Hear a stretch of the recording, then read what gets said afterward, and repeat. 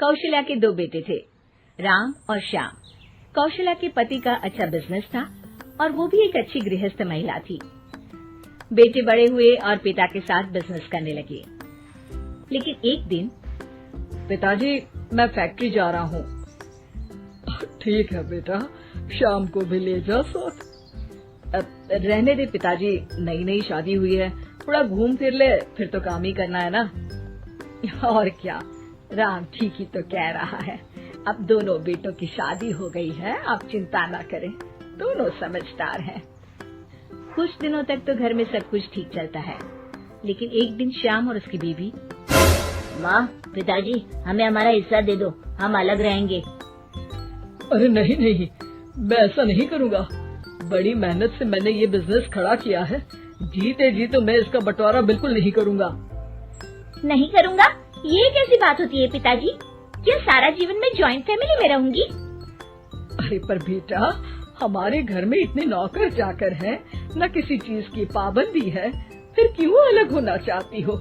एक साथ जीवन कितना अच्छा लगता है। हर कोई हर किसी के लिए हर किसी के साथ खड़ा होता है। अरे बाप प्लीज, ये सब बातें करके वक्त जाया न करो। पिताजी आप नहीं देंगे तो मैं कानून का दरवाजा खटखटाऊंगा। तभी वहाँ राम आ जाता है। पिताजी कोई बात नहीं, आप इसे इसका हिस्सा दे दीजिए। हमारे घर की बात बाहर जाए ये ठीक नहीं। और हाँ, मुझे पिताजी के कपड़े वाला कारोबार चाहिए जिसमें मुनाफा ज्यादा है। लेकिन एक वही तो कारोबार है जिससे हमारा घर अच्छे से चल रहा है, बाकी तो हम अभी एस्टैब्लिश कर रहे हैं बेटा। देखिए पिताजी, वो कुछ मैं नहीं जानता, घर चले या नहीं, मुझे बस चाहिए मतलब चाहिए। हाँ। सब श्याम को समझाने की कोशिश करते हैं, लेकिन वो मानता ही नहीं। ठीक है, अगर तुम्हारी यही मर्जी है तो यही सही, लेकिन मेरी भी एक शर्त है, ये लेकर तुम इस घर में दोबारा कदम नहीं रखोगे। हाँ हाँ, तो रहना भी कौन चाहता है? अरे कैसी बातें कर रहे हैं जी, मैं कैसे श्याम के बिना रहूंगी? आप ठीक है माँ, चलो हमारे साथ रहना। लेकिन बेटा, मैं परिवार के बिना भी नहीं रह सकती। अरे यार, मैं श्याम के बिना नहीं रह सकती, मैं परिवार के बिना नहीं रह सकती, तो हम क्या करें? तभी वहाँ राम की बीवी आ जाती है। देखो, तुम माँ को समझने की कोशिश करो। सारा जीवन उन्होंने परिवार के साथ निकाला है। यो घर टूटना किसी को अच्छा नहीं लगता। परिवार साथ रहने का नाम होता है। ओह, ये ज्ञान की गंगा किसी और दिन बहाना, टाइम लेकर आऊंगी मैं। फिलहाल तो हमें जाना है, चलो ना श्याम। दोनों घर से अलग हो जाते हैं। राम और उसके पिताजी एक नया कारोबार नए तरीके से शुरू करते हैं। राम, ये फूड बिजनेस इतने फायदे का सौदा होगा मैंने तो कभी सोचा ही नहीं था। पिताजी, ये आपकी कड़ी मेहनत और सही नीति के कारण संभव हुआ है। घर के सारे एक साथ बैठकर खाना खा रहे होते हैं कि तभी आज श्याम की बहुत याद आ रही है। क्या तुम में से कोई मुझे उससे मिलवाने ले चलेगा? कोई जरूरत नहीं है।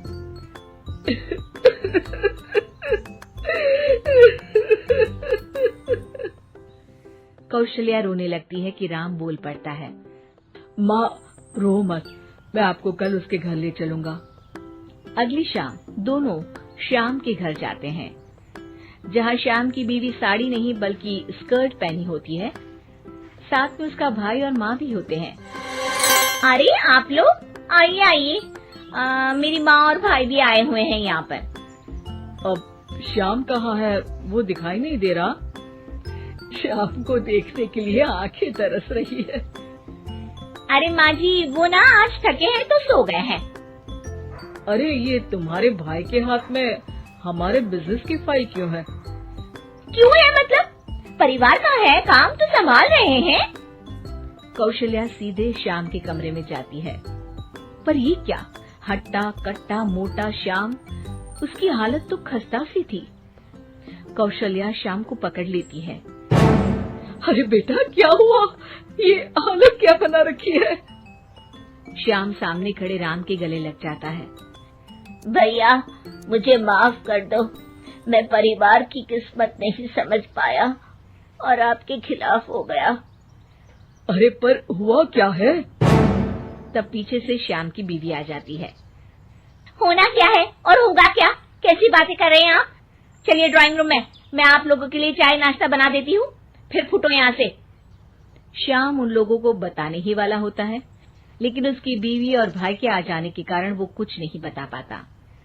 जब राम और कौशल्या वहां से जाने वाले होते हैं तो श्याम बोल पड़ता है।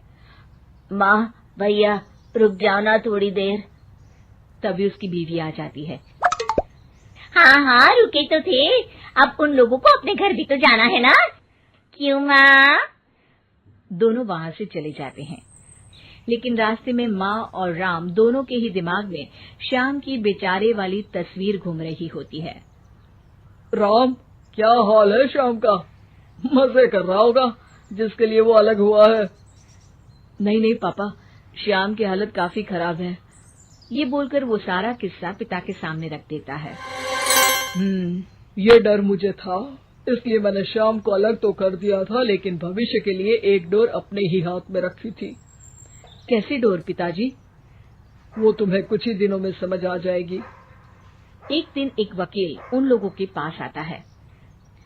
नमस्ते सर, आपको जो डर था वही हुआ। श्याम ने अपनी सारी प्रॉपर्टी को बीवी के नाम कर दिया है। तभी वहाँ श्याम रोते हुए आता है। पिताजी, मुझे माफ कर दीजिए, मेरी बीवी ने धोखे से मेरे साइन करवा लिए हैं। अब मैं कहीं का नहीं रहा। सारी प्रॉपर्टी लेने के बाद उसने मुझे घर से बाहर निकाल दिया। कोई बात नहीं बेटा, तुझे अकल आ गई, यही बहुत है। लेकिन आपका मेहनत से बनाया कारोबार मेरे कारण चला गया। मैंने कोई कच्ची गोली नहीं खेली है बेटा। तभी वकील बोल पड़ता है। आपकी कोई भी प्रॉपर्टी आपके पिता और भाई के साइन के बिना आप किसी को नहीं दे सकते। इसी शर्त में आपको वो कारोबार दिया गया था। अरे वाह पिताजी, आप ग्रेट हो। वैसे भी इतनी मेहनत से खड़ा किया हुआ कारोबार मैं ऐसे ही किसी को थोड़ी ना दे सकता था। और बेटा, सुबह का भूला शाम को वापस आ जाए तो उसे भूला नहीं कहते, श्याम कहते हैं।